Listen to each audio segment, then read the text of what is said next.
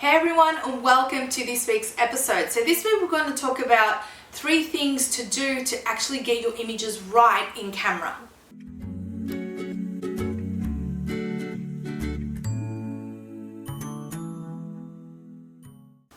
Tip number 1 is manual settings is key. So I know when starting out, a lot of photographers start to use their auto setting on their camera.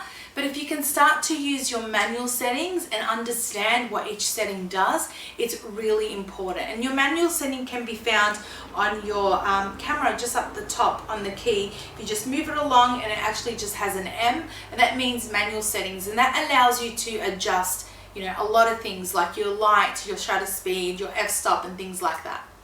Tip number 2 is to always make it a habit to check your images. So it's important when you're shooting and photographing any subject, make it a good habit to actually look at the back of your camera on your viewfinder and just to see what you can improve, or if the shot is good, blurry, overexposed, underexposed. Making this a habit has actually saved me a lot of time from overshooting as well, because now these days I show my clients their images right after their session. So if you can make it a habit to go back and play your images and just see what you shot, that way you understand if that's enough or if you can keep shooting for extra. And I always have this habit that I always look back to see if these shots are good enough, and I call them my safe shots. Just because babies just managed to settle, I take my safe shots. I always have a look at the back of my camera. If I can find I can shoot more, I'll go ahead. If I need to, I'll take more images. Tip number 3 is to actually get it right in the studio, because I've seen so much new photographers start off, especially with newborn photography, if they have, say, the baby on a backdrop that's crinkled or on a beanbag and they haven't smoothed out the backdrop, they all automatically think somehow that it will be easy to smooth it out or fix it in Photoshop.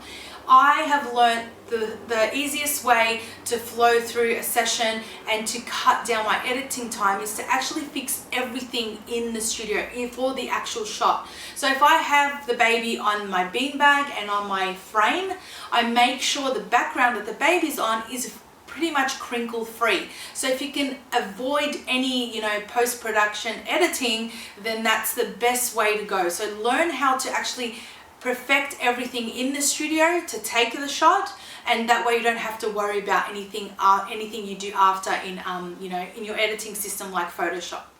So that's it for this week's episode. Really short and simple, but these are pretty much my 3 tips I would give anyone just starting out. So if you have any questions, remember to always leave them below and I will happily answer them for you. And if you haven't already, head on over to thephotographersociety.com and make sure to download my newborn session guide. And also follow me over on Instagram at Photography by Rochelle. I'll catch you all next week for another video. Until then, take care.